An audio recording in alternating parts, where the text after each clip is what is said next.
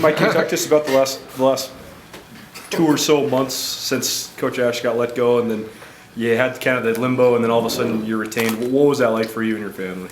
It was hectic. It was definitely a hectic time going through the transition. But like everyone says, you know what you signed up for, you know. And I understood that happens in this profession and in this business. And you know, very fortunate and blessed to have the opportunity to work with Jeff and his staff, and fortunate to still be here in Bozeman. What were your initial impressions of Jeff when you met him? I liked him, you know, and similar to kind of how he was talking about. Obviously, we were staying on the phone and figuring out who the different candidates and all that stuff were. And as soon as I found out it was him, I reached out to some people that we mutually knew and found out a little bit more about him, and kind of went from there. And everything that I've heard was positive. And so then obviously I gave him an opportunity to meet him myself. And it's been nothing but positive since him and I have met, you know, a month or so ago, and looking forward to getting going. Just on a personal level, I know that this was your first full-time job, so getting a chance to stay here, does that kind of strengthen your ties to this school, this community?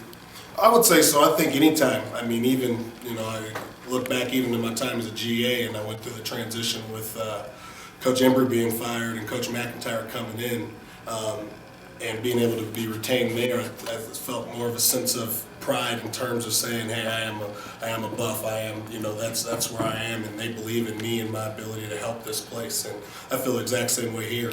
Again, very fortunate to have the opportunity, and, you know, obviously didn't want to uproot the family, especially around the holidays and those things. And so again, I'm just looking forward to getting to work, you know, and that's kind of been my biggest thing. Similar to how he was saying he's waking up at 2 o'clock in the morning. I don't think I've slept a whole lot in probably the past 6 weeks or so, because obviously not knowing the indecision in terms of am I staying, am I going, and then once I knew I was staying, now I'm just ready to get to work, you know, and obviously with his situation with Washington, he had to go take care of that responsibility now that him being here. I'm very excited for this Monday to finally get here, because I'm just ready to get my feet dirty and get to work, man. Have you all as a staff talked about offensive scheme yet? We have not.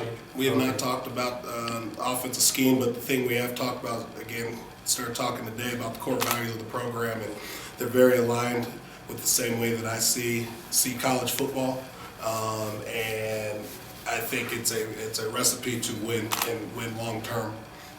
Yeah, do you think all the guys you have coming back at running back embody what you want, basically like returning the whole stable with all that experience? Yeah, I think obviously anytime you can get a group of 7 coming back that are familiar, most importantly with their position coach, they're going to feel some level of comfort, and that's been the biggest thing going through this. It wasn't so much worrying about myself. It was more worrying about, you know, my 2 seniors that I got, you know, Gunner and Chad. Those were the guys I was concerned about, because we've been through a lot in my 2 years here, and it was going to be tough to have to say bye to those guys. And you know, we've put in a lot of time together, a lot of sweat equity, and I think the ability to still be here and work with those guys is awesome, because again, we do this for our players, you know. And then obviously I have my 5 young bucks that got some more time. But specifically those 2 seniors, I really wanted to finish this thing out the right way with those guys. How tough is it to be one of the guys that stays while others weren't retained? It was tough. It really was tough, because you have personal relationships with all these guys. You spend so much time. But like I said, when we started this thing, is everyone understands the business. And so it was really hard to look at some of these guys in the eyes and see the disappointment and the insecurities that they have, not knowing where their families are going to end up. But at the same time, again, we understand this business, and I know they're extremely happy for me to still have the opportunity. And you know, I'm excited for those that have landed, and those that haven't landed yet. I know very positive that they're going to have really good opportunities show up here shortly. Can you say maybe the one thing that stands out about Jeff and what you like about him as in the head coaching role? Grit and grind. I just see grit, grind, toughness, all those things. And you know, I was a fullback when I played football, man, and there was nothing pretty about what I did. And to hear him talk about how he wants to attack this program and where we want to start this thing is exciting, because a lot of that is rooted within myself of being a guy that just grind blue collar, let's get after people and see how this thing works itself out. What do you think's the thing that was missing last year that you guys need to adjust the most? Honestly, that's a tough question. I mean, if I'm just going to be frank and honest, what we're missing is winning more football games. However that was done, to be it score more points, stop people, do better on special teams, us as coaches do a better job. I think all those things can play a factor, but I just think at the end of the day, we didn't win enough football games. And the unfortunate part about, college sports, we understand that we're here to develop young people, but at the end of the day, as coaches, we're going to be gauged off of wins and losses at the end of the day. And I think that's the unfortunate part of college football, but we all understand the business side of college football as well. With Dakota transferring, do you and your group of players feel a responsibility to step up and maybe shoulder a bit more on this offense coming up this season? I think in Dakota's situation, I think it was a great opportunity for him, obviously, and played Oregon and a big-time school and those things. But I'll be honest, our mentality's been whoever's in that locker room, that's what we're riding with. And, Dakota's not in that locker room anymore, so I'll be honest, it's not a conversation piece that really happens.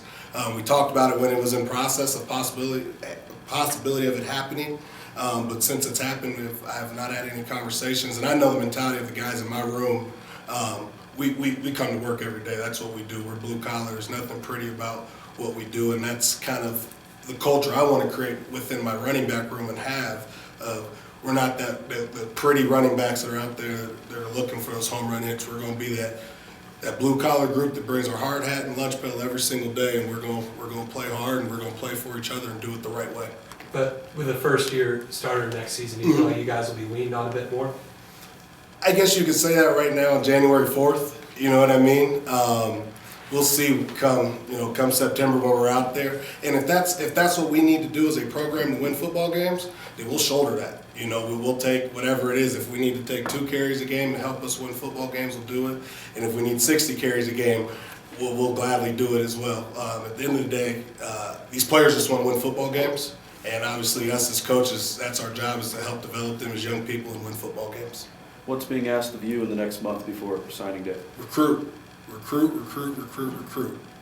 think, like Coach said, the guys that were here, and even the guys from off-site, I think we've tried to do a pretty good job of keeping this class that we have so far together.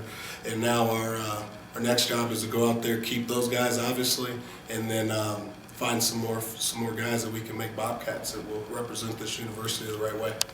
Will you still have a similar recruiting territory? You're still going to be? We haven't discussed it yet. Yeah. It's something right now. I'm going to still be in the same recruiting area, but we have not gotten into the details yet of possibly moving some guys around and whatnot. Same school but different program, so will you use the same pitch when you're out on the road when you're selling Montana State? I'm going to use the stadium, Yeah. use the community, and use all those things, but then obviously take what we're building now with Coach Choate and use those things. I already talked about it. One, toughness. That's something that I know he talked about in his initial interview, and I know he's talked about a few other times. And so we'll build those things, but I think at the end of the day, it's still a player-ran program. And that's one thing that we have to continue to do a good job of making sure these players understand that this isn't our program, this isn't Coach Choate's program, this is your program. And we're only going to be as good and successful as you guys work, because we'll give you the tools, we'll give you all the things you need, but at the end of the day, it's your program. And it's going to, 20 years from now, they're not going to talk about who the running back coach was. They're going to talk about J.P. Flynn, Chad Newell, Gunnar Brecky, Mitch Herbert, all those different type of guys. They're not going to talk about me. Will your coaching style change at all, do you expect, or are you going to kind of bring the same approach? I'm going to bring the same approach. That's one thing that I do appreciate about Coach Choate is he told us when we were in our staff meeting, be yourself. He wants us to be ourselves and coach and be comfortable. And obviously, I like my coaching style, and I'm always looking to improve. But I'm going to push my guys. I'm going to demand a lot of them. I'm going to put my arm around them a lot. And that's just who I am as a person, because I think up to this point, that's how I've gotten the most out of the guys that have played for me. Was this the first time everybody was together Yes, this is the first time we're able to get together as a full staff, which again is very exciting because it is kind of like finally dust your hands off of the past and start fresh. 2016, January 4th, this staff got together and we're going to put our stamp on this thing. What do you think of the rapport in the room? And how do I you like feel it. about everybody now? I like it. I think obviously some guys are familiar with each other, and then I personally try to do a good job in this time up until they've gotten here, trying to get to know these guys. So I think we've done a great job of getting to know each other and being comfortable. And obviously, when you bring a group of people together, you're going to have your disagreements and whatnot. But I think at the end of the day, as long as our common goal is what we're aligning, then we'll be just fine. Had you crossed paths with anybody besides Bo and Kane? Had you crossed paths with anybody that's on the staff now? Obviously, Ty. Yeah. Obviously, Ty. But other than that, no. I Coach Armstrong through our summer camps and stuff. He would come. But other than that, I have not. But all the guys on staff are awesome. Yeah, what do you think about Ty switching sides? I think that was very tough for him and his family.